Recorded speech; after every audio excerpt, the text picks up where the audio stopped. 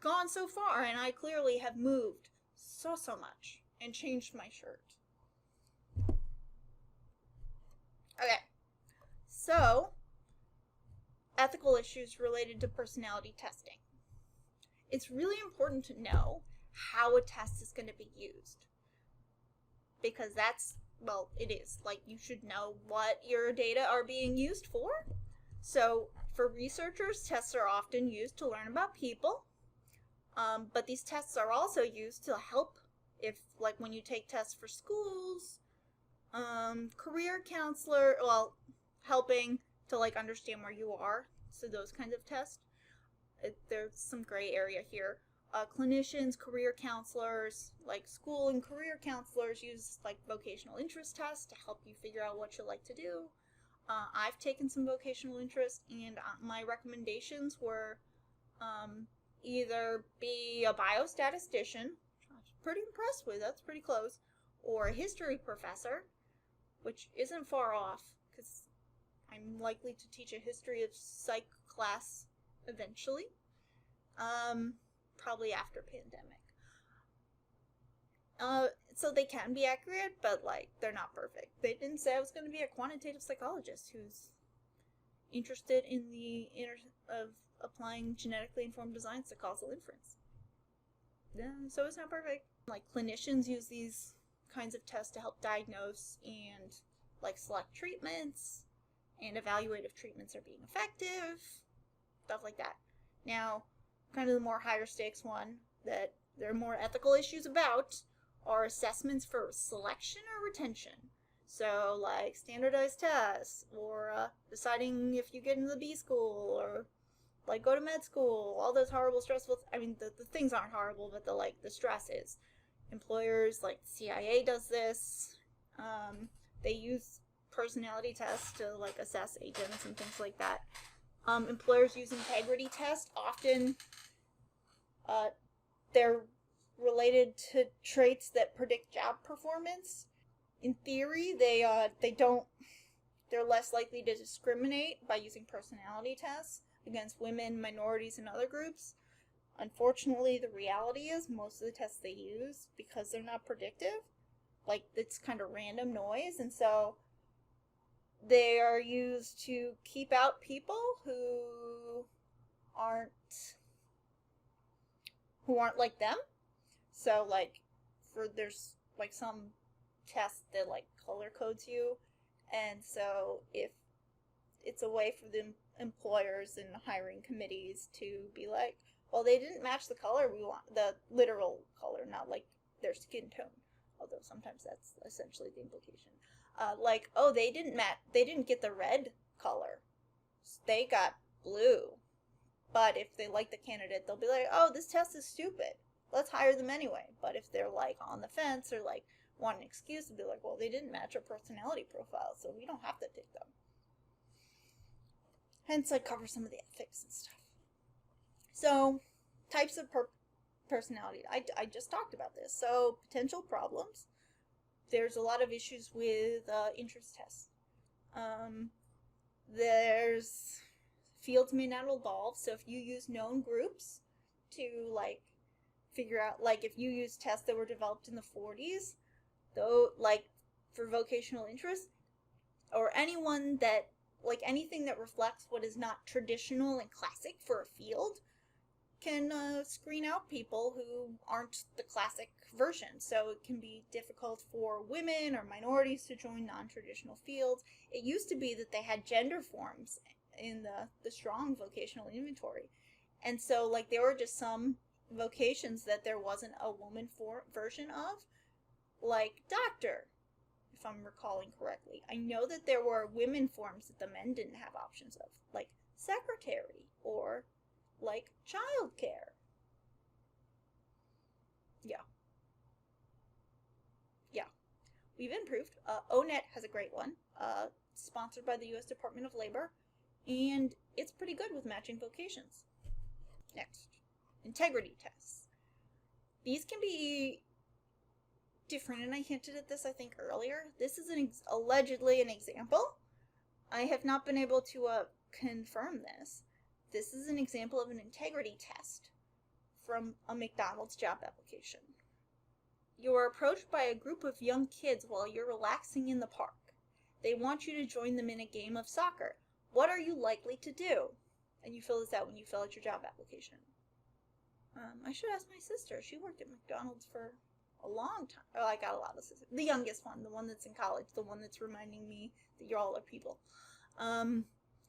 So here are the 4 options. Apologize and explain that you don't have time to play with them.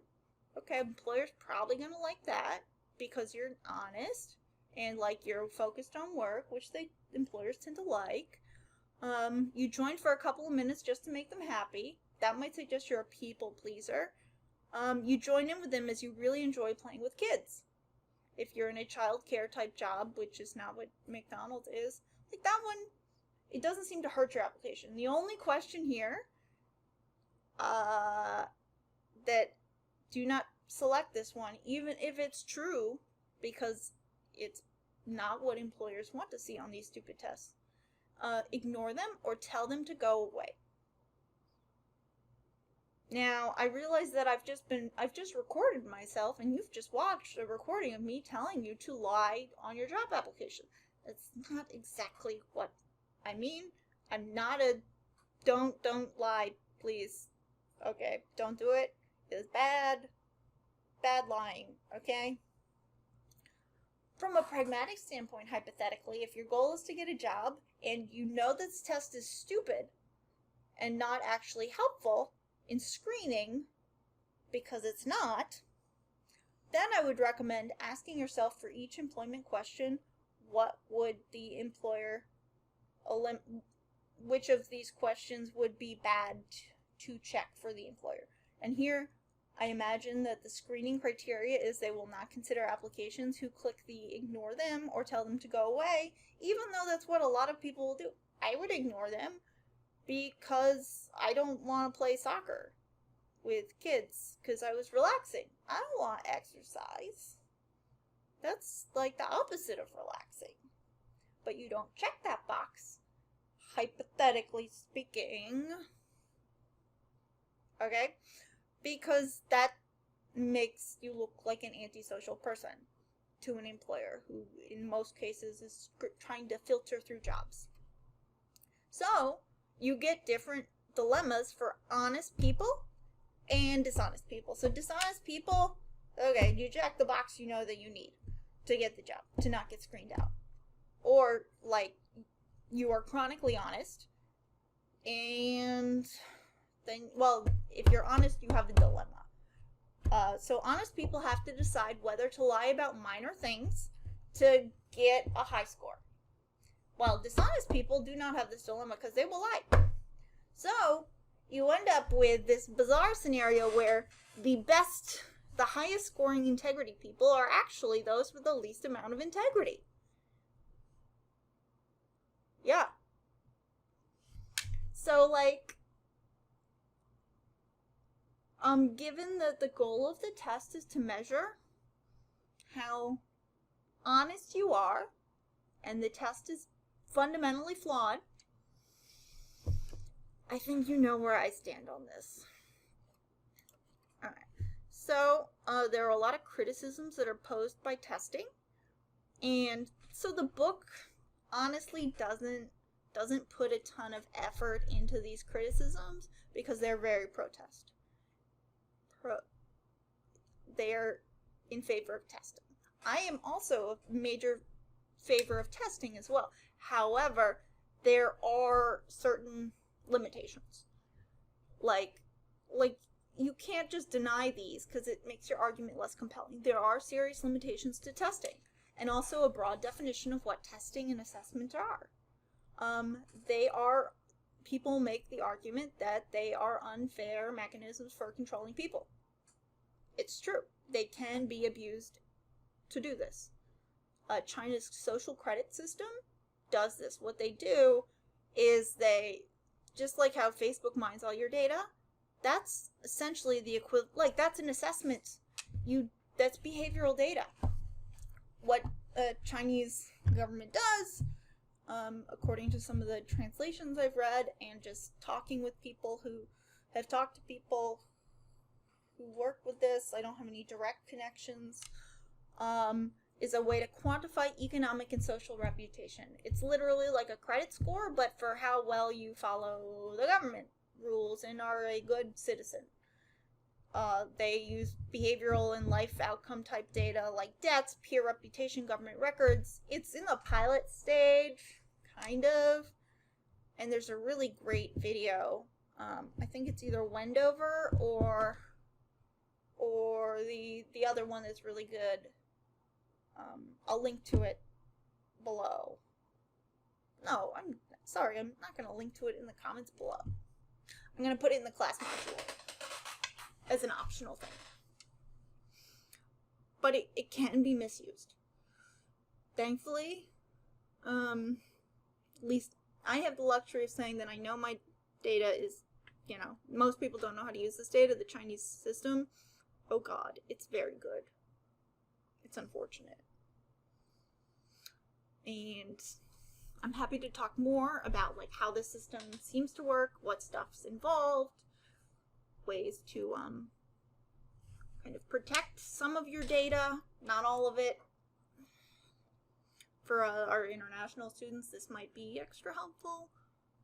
Chinese government, I'm totally not doing this. We as best as friends, yeah. Sorry, hypothetically speaking. Okay, so another big complaint, and we're seeing this a lot currently, with tests going optional, standardized tests having lots of issues, that traits don't matter until and unless they're tested. Unless they're like social constructs, there's a lot of criticism here in intelligence and standardized testing. They can be used as a means of discrimination, like there's the debate about standardized tests. While standardized tests are great, and I know that Wake is at a test optional school, so that they do have some economic discrimination.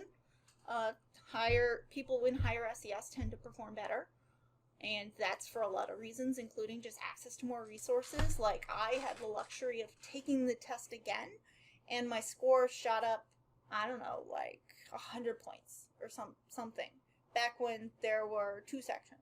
No, yeah, I've taken it both, like 2 and 3 section versions of the SAT. And I had that economic privilege. It was very helpful. But it also, that economic privilege helped kind of deal with my own kind of disability stuff that I rationally refused to get my legally enforced, well, like ADA is a lovely thing, to get my extended time that I really should have used but didn't. So for me, it kind of canceled out, which was okay. I mean, I got here, so I'm doing okay. But standardized tests definitely don't help everyone the same way. They are, on average, they're great. People who score higher tend to be smarter, tend to be more successful. But the argument is that they're more successful because that's what they were selected on. So like getting into Harvard requires that you have a good standardized test. But the fact that you did well on the test doesn't mean anything. It's only because Harvard used it to admit people that it became a useful thing. Like, it is used to predict outcomes that are, like, so if you're admitted based on a score, that score then becomes predictive of your likelihood of getting admitted. So there becomes a positive association, even if there is no true effect. So there are other kinds of screening tests that, especially with personality, and there's some interesting court cases going through now. The Harvard one, or was it Yale, that like underrated Asian Americans on like personality aspects to assess personality and character, were essentially an informal method of racial quotas. It was, historically, it was to, quote, well, no, I won't quote because I realize this is a video, to keep those from socially undesirable groups out of the system. And what was deemed socially undesirable at the time, often, like, so you have Jews were considered historically undesirable, and that's one reason why alumni preference was given. Also a reason why they did interviews to get face-to-face. Asian Americans have to get higher scores on tests in order to have the equal likelihood of getting admitted. You can see this in MCAT scores. There are good and bad reasons why this is done. It is really unfortunate. Like, so personality has been used as a means of discrimination. There are also weird, really awful, problematic test questions that illustrate cultural bias.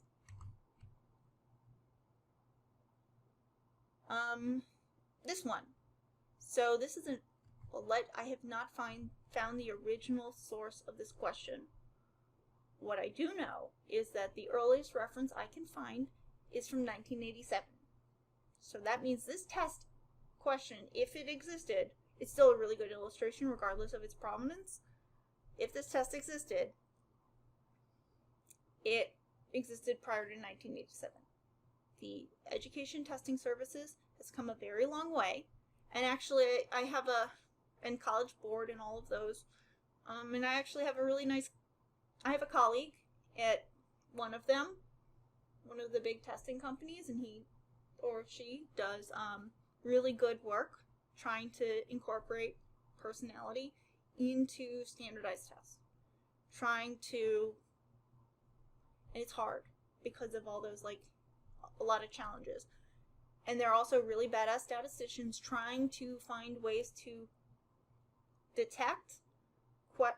statistically detect, because not every question is as blatantly obvious.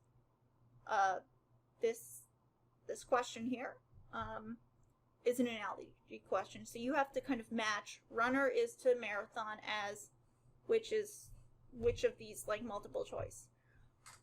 Envoy is to embassy, martyr is to massacre, oarsman is to regatta, referee is to tournament, horse is to stable. Now, this question, according to these same sources, I really want to go over to ETS and be like, hey, can I see this question, please? Because I need to know where it's from. There were huge racial differences in how whether people correctly got this answer right. According to the couple of sources that seemed to at least be consistent. 53% of white respondents to this question got it correct, which is way higher than chance alone. That would be, you get it down to 2 questions, you can eliminate all but 2. That's about the amount. Now, only 22% of black respondents, I quote, that's how they described it, got this correct. That is slightly above chance. If someone were to randomly guess, they have a 1 in 5 chance of getting this question correct. Now I'm going to tell you what the answer is in my nice little illustration. This is a really famous question called the regatta question. And the fact that there's a huge racial difference likely stems from the fact that, well, regatta is a really specialized term. Pretty much, you need, and in the 80s, it's a really specialized thing that a lot of white country club members would be aware of what a regatta is. Most of the Ivy League have rowing teams, and so knowing what a regatta is a really culturally specific term. And a lot of these other ones either have a religious connotation, so martyr to massacre, that's going to favor people with religious exposure over those that don't. And so this has a lot of cultural aspect to it that you need to know. And you see this in lots of types of classes, even ones you don't even think about, probability classes where it's all about like decks of cards and dice rolls. What if you've never seen a deck of cards? It's possible. Like why would you know that there are 52 cards in a deck? That there are 4 suites? 2 are red, 2 are black, and like it goes from like in the number. Like that is cultural knowledge in a math class. And so those can be problematic. This, in most examples, aren't this glaring, but it happens. So is this testing based on, like, what is this question getting at? Is it measuring verbal reasoning? Is it measuring whiteness? Is it measuring exposure to country clubs? Now, being white and being exposed to a country club have a really strong overlap, especially historically. So, and SES, there's so many different ways that this question has some problems. But most questions, like the SAT is really, really trying hard here. They mean well, they're really trying. Now, this one's unintended. Harvard, holistic admissions criteria, there is argument that the shift from a raw, this happened in the like 1915 or so, might even be 1914, I can't remember how much of it, if I hit the nail on the head really subtly with this backdrop. It's a graduating class of Harvard. So Harvard College shifted from a raw top X% rule, I think it was top 7th percent of like who they would admit, and they created these 5 pillars, including academic promise, personal quality, so this is supposed to be like the personality one. This is where there was like the, oh, well, they have terrible personal qualities, and I saw this in an interview because they don't have the same color skin as me. Or like, again, please don't like over-interpret, like I'm trying to give you the narrative of why someone would implicitly downrate. Now it's implicit, it used to be explicit. So personal qualities, health and athleticism, which is an ableist thing, geographic distribution, certain areas of the country are more demographically diverse than others, and Harvard parentage. And so this harkens back, so if your parents went to Harvard before the infestation, again, that clearly over sarcasm, this, that Harvard started accidentally admitting people they didn't think fit the Harvard image. Like, well, they didn't accidentally admit women. My aunt was one of the first students admitted, well, first women admitted to Princeton. I don't have a t-shirt for them. I should. And she ended up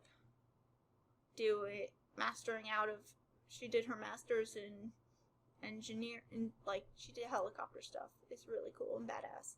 At MIT, she's really cool, and then she shifted back to Princeton because of like her then fiance, distance stuff. I respect her choices. Like, she's made some lovely, my cousins are lovely, all girls too, because why not? My aunt's like 5.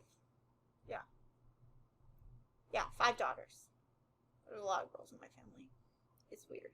So, but the Harvard parentage is another means of discrimination because it goes back to, so your parents are, at least 15, hopefully at least 25 years older than you, going back to a different generation of people of Harvard. So, like before, the people that Harvard deemed undesirable came. And as a way to have more control over what their admitted class looked like. Now, one other big chief concern is, like, in terms of potential problems and the College Board is really trying here. They mean well, because there's a lot of aspects about like being described as by a set of scores is undignified and degrading. So there's lots of complaints, rightfully so, that standardized tests are strongly linked with socioeconomic status. I'm not going to get into the aspects here because it's more complicated than like just SES.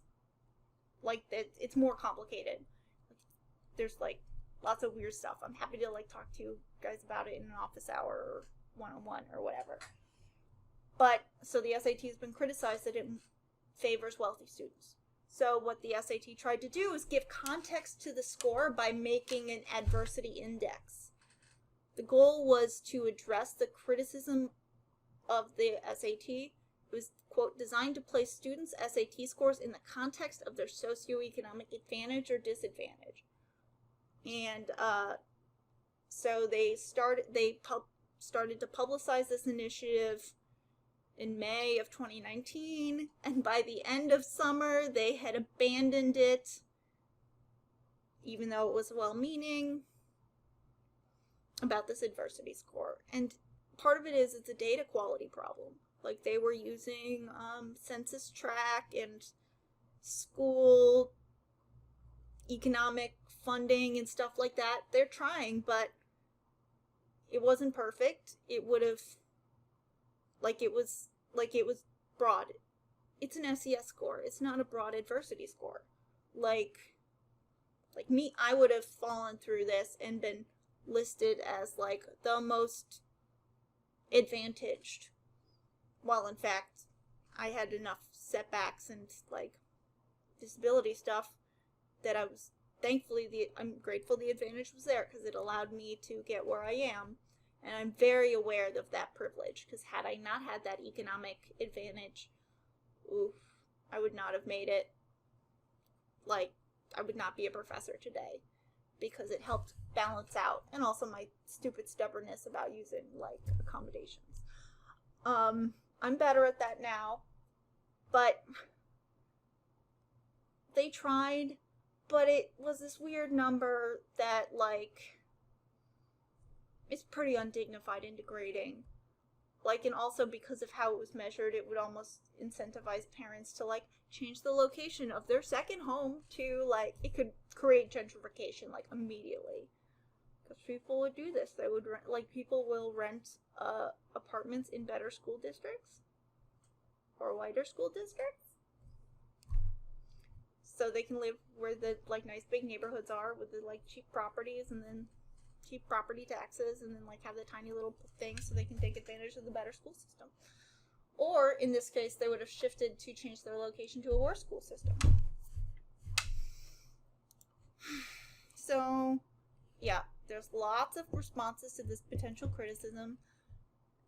I believe that the criticism is often overstated, not to the extent that the book paints it as like it's totally understated, there are no problems, people just be hating on the tests because they haters. Traits aren't invented or constructed, they're discovered and measured. That one I think is pretty straightforward. Like, that one I totally solidly agree with Thunder. They can be a good way to assess people. They're at least less explicitly biased in interviews. But they're not great. There are problems, like the usefulness of a test is based on like what you like, the quality of and the money you put into it. So here's what Funder says. It's naive to view personality testing for hiring processes as undignified or unethical. I have included here a comic from back when phrenology was popular. This is the employment office, and it says servants wanted. And they are measuring the lumps on people's heads to decide whether they are worthy of being a servant in the big house. So it's if your test is valid and reliable, then it is a good way to assess people. If your test is invalid or really unreliable, like phrenology with the head lumps, not a good use of testing. So essentially, if it's not misused, you'll be fine. Just be mindful and think about the implications of what your test is. This is why I have this whole spiel. Like, don't just naively accept the test. Think about it. Think about the questions. How could they be interpreted by different people? Okay, so this last one is more of a PSA. Ethical issues. So, the uses of psychological research, make sure that your research isn't harmful, and at the very least, that the potential harm doesn't outweigh the potential good. This is what IRBs are for. They help us evaluate whether the cost-benefit analysis, and while people groan and moan about how they're burdensome, good. It's good for them to be burdensome. You should have to think about it. Facebook, until last year, until 2019 or something like that, did not have an IRB. They would just run studies on Facebook.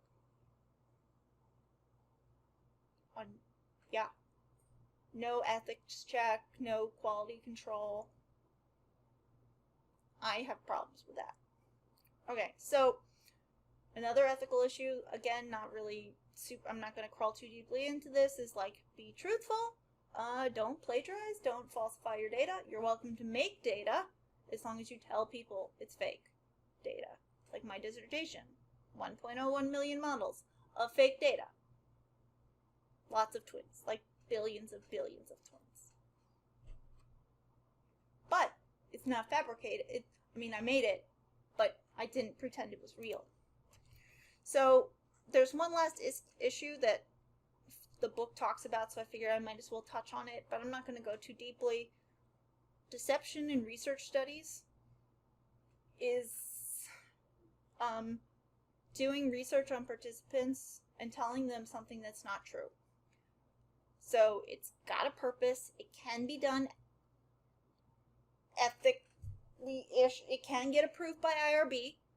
There are APA guidelines about how psychologists should strive to benefit those. Sorry, the camera is literally blocking the text. To benefit those with whom they work and take care to do no harm. Psychologists respect the dignity of worth of people and the rights of the individual to privacy, confidentiality, and self-determination. Which, in many ways, is contrary to using deception in research. You are lying to your subjects to make the research more realistic. I understand why it needs to be done, and I get it. But it's not,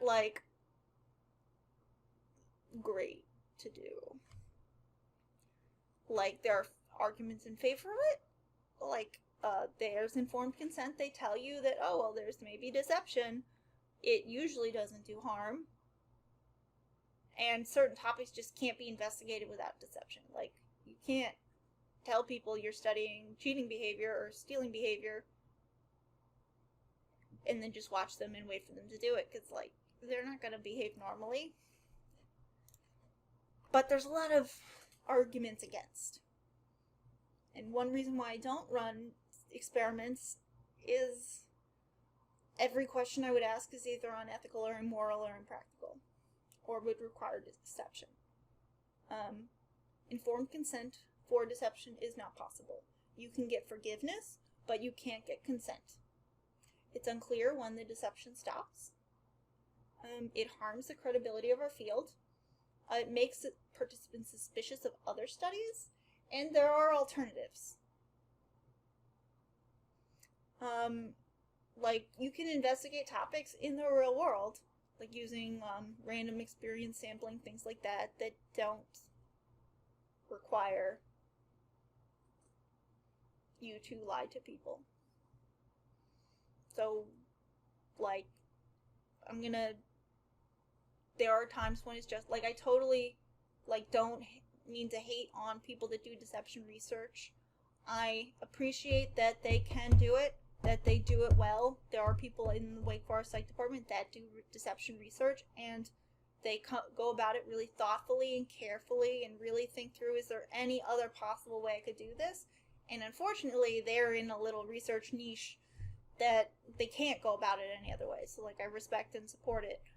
I have the luxury that my research interests allow me to do research without having to employ deception. So, I'm going to leave you with these final thoughts, and this is the last slide for our assessment unit 3. Think about it. Would you prefer a decision about whether you should be hired for a job and so, like, this is a kind of a rhetorical, like, pro-testing argument, based on a personality test score or an employer's subjective judgment? Why? Why not? Or, like, which would you prefer and why? And can you envision when your preferences would change? What are some unethical uses of personality testing? There are lots. I've hinted at some, but there are tons more. But, so you'll have to visit me or schedule an appointment for office hour typey things. If you want to talk more about this, I know there's a lot, I talk a lot. I have lots of thoughts and opinions and feelings and all that personality stuff. But, I'm going to leave you here, or you're going to leave me, I guess. You're going to go to the next video or, like, go home and have a life. Or you'll see me soon in the next video where we start our next topic on personality. Finally, we're actually going to, like, talk about what personality is and isn't and, like, stuff.